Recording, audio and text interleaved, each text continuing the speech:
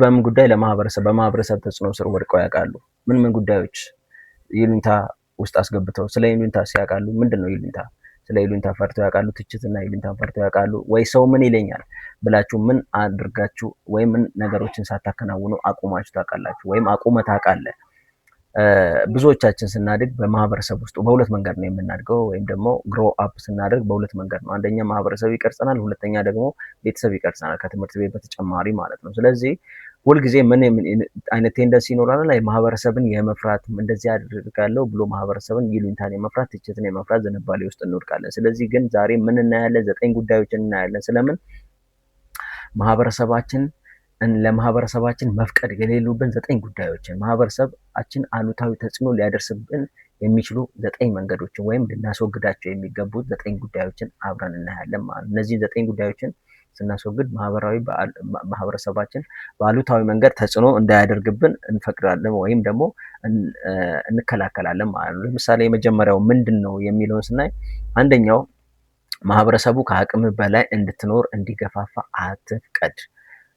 አብዛኛው ማህበረሰባችን እንደዛ ሊያደርግ ይችላል። ለምሳሌ ዶንት አለው ሶሳይቲ ቱ ፕሬዠር ዩ ኢን ሊቪንግ ቢዮንድ ዩር ሚንስ፣ ከአቅማችን በላይ እንድንኖር። በተለይ በዘመናዊ ማህበረሰብ ውስጥ ይሄ የተለመደ ይሆናል ማለት ነው። በዘመናዊ ማህበረሰብ ውስጥ ካሉ ትልልቅ ወጥመዶች አንዱ ሌሎችን ለማስደመም መኖር፣ ሌሎችን ለማስደመም ወይም ደግሞ ሌሎችን እይታን ወይም ደግሞ ኢምፕረስ ለማድረግ መኖር። ለምሳሌ ትልልቅ የውበት መጠበቂያዎችን ልንገዛ እንችላለን። እኛ ከአቅማችን በላይ የሆኑ ነገሮችን ልንገዛ እንችላለን። ሰውን ለማስደመም ማንችለውን አይነት ቤት ኪራይ ከፍለን ልንገባ እንችላለን። ሰውን ለማስደመም ማንችለውን አይነት ጫማ ወይም ደግሞ ልብስን ልንገዛ እንችላለን። ስለዚህ ይሄን እንዲያደርግ እንዴ የክሌ ለብሷል፣ የክሌ ልጅ እኮ ለብሳለች፣ እንደዚህ አምሮባታል፣ ለምን አንተ አያምርብም? እንደዚህ አይነት ሽቶ ተቀብታለች፣ ለምን አንተ አታደርገውም? የሚል ነገር ይኖራል። ግን ይህንን ልንፈቅድለት አይገባም ማለት ነው። ይሄ በራሳችን ብቻ በራሳችን ጫማ ውስጥ መኖር ይጠበቅብናል። በራሳችን ብቻ የምንወሰናቸው ነገሮች ይኖራሉ ማለት ነው። ስለዚህ ብዙ ሰዎች ውድ መኪናዎችን፣ ፋሽን፣ ቅንጡ ነገሮችን ሊገዙ ይችላሉ። ያ ምንድን ነው ማለት ነው?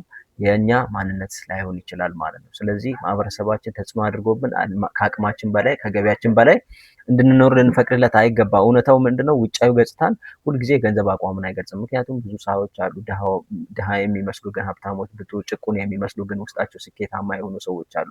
ስለዚህ ውጫዊ ገጽታ ሁልጊዜ ስኬታችንን አይገልጽልንም ማለት ነው። ሌሎችም ለማስደመም ሳይሆን በገቢህና በረጅም ጊዜ ግቦች ላይ ትኩረት ማድረግ ማለት ነው። ዋናው ዓላማችን ግባችን ላይ እንጂ ሌሎችን የማስደመም ጉዳይ አይደለም። በገንዘብ ችግር ውስጥ ሆነ ሀብታም መስሎ ለመታየት አትሞክር። ከዛ ይልቅ ትክክለኛ ማንነታችንን እንገንባ ማለት ነው። አንደኛው ይሄ ነው። ስለዚህ ሁለተኛው ማህበረሰብ ህይወትን ከሌሎች ጋር እንዲያወዳድር አትፍቀድ። ማህበረሰቡ አንዳንዴ እንዴ የከሌ ልጅ እኮ እዚህ ደርሷል፣ አንተ ለምን አልደረስክም? እንዴ እሱ እኮ የዚህ የትምህርት ደረጃ ላይ የዚህ የገንዘብ ደረጃ ላይ ደርሷል፣ አንተ ግን አልደረስክም ሊል ይችላል። ግን ደግሞ ሁላችንም የጊዜ ሰሌዳ የራሳችን የሆነ የጊዜ ሰሌዳ እንዳለ ልንረዳን እና ልንገነዘብ ይገባል ማለት ነው። ዶንት አለው ሶሳይቲ ቱ ሜክ ዩ ኮምፔር ዩር ላይፍ ዊዝ አዘርስ። ማወዳደርም የለብንም፣ ምክንያቱም ዲስአፖይንትድ እንድንሆን ያደርገናል። ለምሳሌ ማህበራዊ ሚዲያ ብዙ ጊዜ ሰዎችን ምርጥ ጊዜዎችን እንጂ የዕለት ተዕለት ወይም ትግላቸውን ስትራግል ያሳለፉትን አፕስ ኤንድ ዳውንስ ስትራግልስ አያሳየንም። የተመረጠው ምርጥ ጊዜያትን ብቻ ነው የሚያሳየን። ሰዎች ሲዝናኑ የሚገርም መኪና ውስጥ ሆነው የሚገርም ቤት ውስጥ ሆነው የምናየው። በተለይ ይሄ ማህበራዊ ሚዲያ ተጽዕኖ አሁን በጣም እየገዘፈ መጥቷል። ብዙ ሰዎች ዲስአፖይንትድ እንዲሆኑ እኔ በሱ እድሜ ነው ያለሁት፣ እኔ እንዴ በሱ ትምህርት ደረጃ ነኝ፣ እንዴት እንደዚህ ያልሆንኩም የሚል ዲስአፖይንትመንት ውስጥ ሊከቱ። እነዛ ግን የተመረጡ ጊዜያቶች ናቸው። በጣም ቅንጡ ምግቦችን ሲበሉ፣ ቅንጡ መኪኖችን ሲነዱ፣ ቅንጡ ቤቶች ውስጥ ልናያይ እንችላለን። እነዛ የተመረጡ ጊዜያቶች እንጂ እውነተኛ ማንነት ላይሆኑ ይችላሉ። አንድ እሱ ነው። ሁለተኛ የእነሱ ስትራግል አለ ከበስተጀርባ፣ የእነሱ አፕስ ኤንድ ዳውንስ አለ። ይሄንን በደንብ አድርገን ልንረዳ ይገባል ማለት ነው። ስለዚህ ይሄንን ልናውቅ ይገባል። ያንን ራሳችንን ከሌላው ጋር ማወዳደር የለብንም። ሁላችንም የራሳችን ታይም ፍሬም ወይም የጊዜ ሰሌዳ እንዳለን ልናውቅ ይገባል። ማወዳደር ዲስአፖይንትመንት ውስጥ ወይ ተስፋ መቁረጥ ውስጥ ሊከተን ይችላል። ሁሉም ሰው የተለያየ የህይወት ዘይቤ ያለው፣ የራሱ የሆነ የህይወት መንገድ አለው፣ የራሱ የሆነ ኦፖርቹኒቲ እድሎች አሉት ማለት ነው። ከሌሎች ጋር ከማወዳደር ይልቅ ራሳችንን የተሻለ ስሪት አድርገን የራሳችን ሞልድ አድርገን ራሳችን ሼፕ አድርገን ማውጣት ይኖርብናል እንጂ ከሌላው ጋር ራሳችንን ማወዳደር አይጠበቅብንም። ማወዳደር ብዙውን ጊዜ ደስታን ይነጥቃል እና የራስን እድገት ላይ እንዳታተኩር ያደርጋል። የሌላውን ውድቀት ነው የምንመኘው፣ ወይም ደግሞ የእነሱን ስኬት ስናጨበጭብ የራሳችንን እድገት ወደኋላ ቻል እንድንል ያደርገናል። ስለዚህ ማህበረሰቡ ህይወትን ከሌሎች ጋር እንዲያወዳድር መፍቀድ አይኖርብህም። ሶስተኛው ማህበረሰቡ ስኬትዎን እንዲቸኩሉ እንዲያደርግ አትፍቀድ። አንዳንዴ እከሌ ልጅ እኮ በዚህች እድሜ ውስጥ በ3 ዓመት በ2 ዓመት ውስጥ በ1 ዓመት ውስጥ እዚህ ደርሷል፣ አንተ እኮ እዛ አልደረስክም ሊለን ይችላል። ግን ታዲያ ያንን አሁንም መፍቀድ የለብንም ማለት ነው። ከዚያ ይልቅ ብዙ ሰዎች በፍጥነት ሀብታም ወይም ታዋቂ መሆን ጫና ይሰማቸዋል። መሆን አለብኝ የሚል ጫና ውስጥ ሊገቡ ይችላሉ። ስኬት ወዲያውኑ የማይመጣበት ጊዜ ይበሳጫሉ ማለት ነው። ስለዚህ ወይም አላስፈላጊ አደጋዎችን ወይም ሪስኮችን ሊወስዱ ይችላሉ። በዚህ ምክንያት በጣም ፍጥነት ያለው እድገትን ወይም ስኬትን ለማጎናጸፍ ካላቸው ፍላጎት የተነሳ ማለት ነው። ታዲያ ፈጣን እድገት ፈጣን መጨረሻም ሊኖረው ይችላል ማለት ነው። ፈጣን ስኬት ፈጣን ውድቀትም ሊኖረው ይችላል ማለት ነው። ትረስት ዘ ፕሮሰስ ወይም ደግሞ ፕሮሰሱን ትረስት ልናደርግ ይገባል ማለት ነው። እድገት ታዲያ ትክክለኛ እድገትና መሰረት ያለው አሸዋ ላይ ያልተገነባ ቤት የሚሆነው መቼ ነው? መማርን ይጠይቃል። ስትራግል ይኖረዋል፣ ውጣ ውረድ ይኖረዋል፣ ጠንክሮ መስራት ሃርድ ወርክ ይኖረዋል፣ ኮንሲስተንሲ ይኖረዋል ወይም ጽናት ይኖረዋል፣ ፔሸንስ ትዕግስት ይኖረዋል ማለት ነው። ስለዚህ በዚህ ውስጥ ተፈትኖ ያለፈ መሆን መቻል አለበት ማለት ነው። ወርቅም ወርቅ የሆነው በእሳት ስለተፈተነ ነው የሚባል አባባል እንዳለ እናውቃለን ማለት ነው። ስለዚህ ለራሳችን እድገት ጊዜ ሰጥተን ለራሳችን እድገት በደንብ ጥረት ማድረግ ይኖርብናል። የሌላን ሰው ህይወት መመልከት የለብንም። እኔ ከራሳችን ጋር ብቻ ትላንትና የነበረው የኔ ማንነት ዛሬ ከነበረው ጋር ወይም ነገ ከሚኖረው ጋር ምን አይነት ሁኔታ ላይ ያለ ተሻሽሏል አልተሻሻለም የሚለውን ብቻ ነው ትኩረት ልናደርግ የሚገባ እንጂ ከሌላው ጋር ያለውን ልዩነት ማየት አይጠበቅብንም።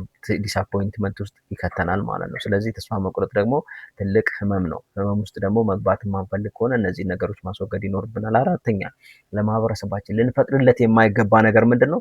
የሰዎችን አስተያየት መፍራት፣ ውሳኔዎችን እንዲቆጣጠር አንፍቀድለት። የሰዎች አስተያየት ሁሌም ሰዎች አስተያየት ከመስጠት ብናድግም ሰርቆ ነው፣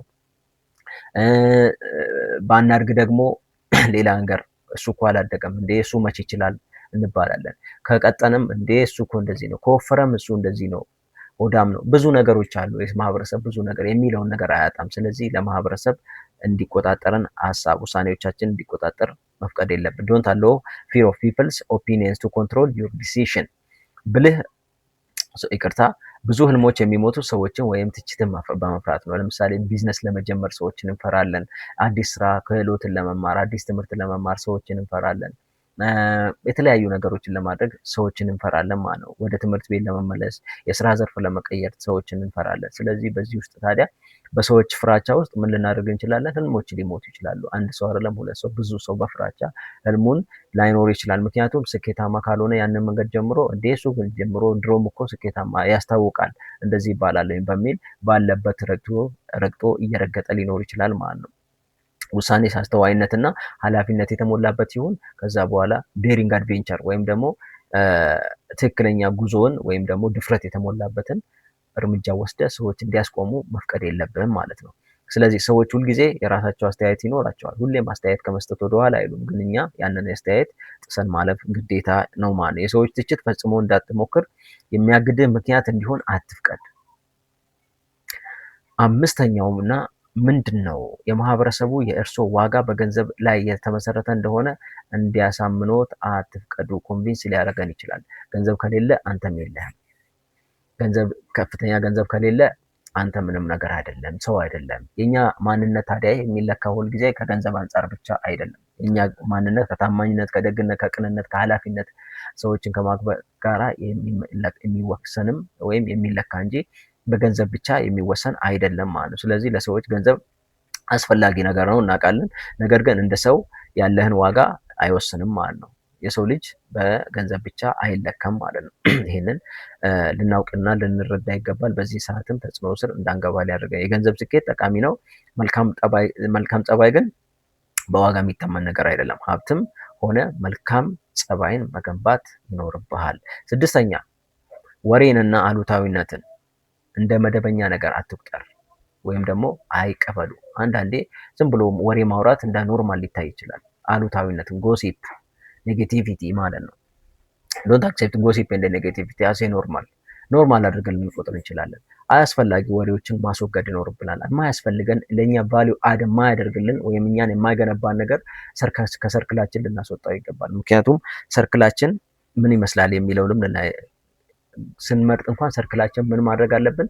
ስለ ምን የሚወያዩ ስለ ሀሳቦች፣ መልካም ሀሳቦች ላይ፣ መልካም እድሎች ላይ፣ ጥሩ ትምህርት ላይ፣ ስለ ክህሎት ላይ፣ ራስን ስለመገንባት፣ ራስን ስለማበልጸግ የሚያወሩ ሰዎች፣ የማይመለከታቸው ጉዳይ ላይ የማይገቡ ሰዎች ልንሆን ይገባል። ከነሱ ጋር ብቻ ነው ልናወራ እንጂ ስለ ጎሲፕ፣ ስለ ኔጌቲቪቲ፣ ኔጌቲቭ ኢነርጂ የሚለቁብን ሰዎችን ማስወገድ ይኖርብናል። ከነሱ መራቅ ይኖርብናል ማለት ነው።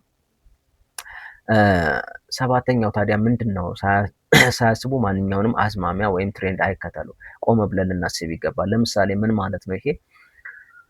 የሆነ ሰሞን ስለ ሩጫ በደንብ ይወራል። ሯጮች የሚሞገሱበት የሚሸለሙበት ይሆናል። ስለዚህ እኛ በዛን ሰዓት ሯጭ መሆን ፍላጎት ሊያድርብን ይችላል። የሆነ ጥሩ ፊልም ሲነሳ የዛ መሪ ተዋናይ እና የፊልም ተዋናይ መሆን ፍላጎታችን ከፍ ሊል ይችላል።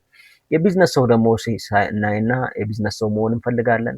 ወይ ደግሞ ጥሩ ቲክቶከር ወይም ዩቲዩበር ወይም የሚዲያ ሰው እናይና እዛ ላይ ደግሞ እንደዛ መሆን እንፈልጋለን። ግን ትክክለኛው ያ አይደለም። ትሬንዶችን መከተል አይደለም። ከዛ ይልቅ እኔ ምንድን ነኝ? እኔ ምን እፈልጋለሁ? ዋት ኢዝ ማይ ፓሽኔ ምንድን ነው የሚለውን በደንብ አድርገን ልናስብበት ይገባል ማለት ነው። ከዚያ በኋላ ከኔ ሴቶች ጋር ይሄንን ደግሞ አፎርድ ማድረግ እችላለሁ፣ መክፈል እችላለሁ ብለን ልናይ ይገባል። ወይም ደግሞ ፋሽኖች ሊሆኑ ይችላል። የመጡ ፋሽኖችን ሁሉ የመግዛት ኃላፊነትም ግዴታም የለብንም። ምክንያቱም ይሄንን አፎርድ አድርጋለሁ ወይም እችለዋለሁ፣ የአቅሜ ይችላል ወይ እነዚህ ነገሮች ሳደርግ ከእሴቴ ጋር ይሄዳል የሚለውን በደንብ አድርገን ልናይ ይገባል እንጂ የማህበረሰብ ተጽዕኖን ወይም ደግሞ ትሬንዶችን ልንከተል አይገባም። ታማኝነት የጎደለውን መንገድ ታማኝነት የጎደለውን መንገድ ለስኬት አትቀበል። አንዳንድ ማህበረሰብ እንደ የክሌ ልጅ እንትን ቢሮ ገብቶ ያው በአንድ ሀብታም ሆነ፣ በአንድ 6 ወር ውስጥ፣ በአንድ ዓመት ውስጥ፣ በ2 ዓመት ውስጥ ምን ነበረው እሱ? አንተም እንደዛ አገባም እንደ አቅም አለ ሊል ይችላል። ግን ደግሞ ያንን መቀበል የለብንም። ምክንያቱም ከእሴታችን ጋር የሚጋጭ ነገር ከሆነ ልንቀበለው አይገባ። ዶንት አክሴፕት ዲስሆነስቲ አስ ኢዚ ዌይ ቱ ሰክሰስ። ምክንያቱም አንዳንድ ጊዜ ማህበረሰቡ አቋራጭ መንገዶች እና ፈጣን የገንዘብ መንገድን ያሞግሳል። ሆኖም ግን ነገ ስንወድቅ ደግሞ የመጀመሪያ ጣታችንን የሚቀስርም እሱ ነው። ወይ ደግሞ እስር ቤት በምንገባበት ሰዓት የመጀመሪያ ጣቱን የሚቀስርብን ያ ማህበረሰብ ይሆናል ማለት ነው። ስለዚህ ይህንን ልናስወግድ ይገባል። ከዛ ይልቅ ጠንክሮ መስራት ላይ ታማኝነት፣ ትዕግስት ወይም ፔሸንስ፣ ኮንሲስተንሲ ይሄ ነገር ላይ ትኩረት ልናደርግ ይገባል። ጥሩ ስም ገንዘብ ብቻ ሊከፍለው ወይም ሊከፍተው የማይችለውን በርም ሊከፍት ይችላል ማለት ነው። በታማኝነት ላይ የተገነባ ስኬት በማጭበርበር ላይ ከተገነባ ስኬት ይልቅ ዘላቂ ነው። ዱሬቢሊቲ ማለት ነው። ረጅም ጊዜ ዘላቂ ሆኖ ሊቆይ ይችላል ማለት ነው። 9ኛውና የመጨረሻው ምንድነው? ማህበረሰቡ አላማውን እንዲገልጽሎ አትፍቀዱ። በተለይ ባለፈው ማህበረሰብ ይሄ የተለመደ ነው። ማህበረሰባችን አንተ ዶክተር ነው የምትሆነው፣ አንተ ኢንጂነር ነው የምትሆነው፣ አንተ እንደዚህ ነው የምትሆነው፣ አንተ እንደዚህ አርቲስት ነው የምትሆነው፣ አንተ ይገልጽልናል። ከዛኛ በዛ መንገድ እንሄዳለን። ዛት ወዝነት አወር ፓሽን አልነበረም ፓሽናችን። ከዛ ብዙ ዶክተሮች አሉ፣ ዶክተር ትሆናለህ ተብሎ ዶክተር የሆኑ ከዛ ግን ሕክምናው ላይ ስኬታማ ያልሆኑ እንደዛ ስለምንሆን እኛ ብቻ ራሳችን ከእሴታችን ጋር የሚሄደውን ፐርፐዛችን ሪዲፋይንም ማድረግ ያለብን። ዶንት ሌት ሶሳይቲ ዲፋይን ዩር ፐርፐዝ። ብዙ ሰዎች ስኬት ማለት ሀብታም ወይም ዝነኛ መሆን ብቻ እንደሆነ አድርገው ያስባሉ። ከዛ ይልቅ ታዲያ ስኬት ስንል ጤናማ ማህበረሰብን መገንባት፣ ጤናማ ቤተሰብን፣ ጤናማ ልጅን ማሳደግም፣ ማህበረሰቡን ማገልገልም፣ የተከበረ ንግድ መገንባት፣ ታማኝነት፣ ሌሎችን መርዳት፣ መማርና ማደግን እነዚህ ነገሮችም እንደ መልካም ነገር ልንቀበለው ይገባል። ስኬትን ከህዝብ አስተያየት ይልቅ በራሱ እሴቶች ይገልጽ። እኛ ስታንዳርድ እናስቀምጣለን ለራሳችን። ከዛ በኋላ ስኬት ለእኔ ምንድን ነው የሚለውን እንጂ ገንዘብ ማከማቸት ወይም ደግሞ የሆነ ደረጃ ላይ መድረስ ሰዎች የሚፈልጉትን አይነት ሳይሆን እኛ መሆን የምንፈልገውን አይነት ህይወት ነው መኖር ያለብን ማለት ነው። ትርጉም ያለው ህይወት የሚገነባው በሌላ ሰው ተስፋ ሳይሆን በራሱ መርሆች መሰረት ብቻ ነው። ስለዚህ በመርሃችን እንኑር። ለማህበረሰባችን እነዚህ ነገሮች ልንፈቅድለት አይገባም ማለት ነው። ይሄ ሀሳብ ጠቃሚ ሆኖ ካገኘሁት ሼር፣ ሰብስክራይብ እና ላይክ ማድረጉን አይርሱት፣ ለሌላ ሰውም መድረስ እንዲችል ማለት ነው። አመሰግናለሁ።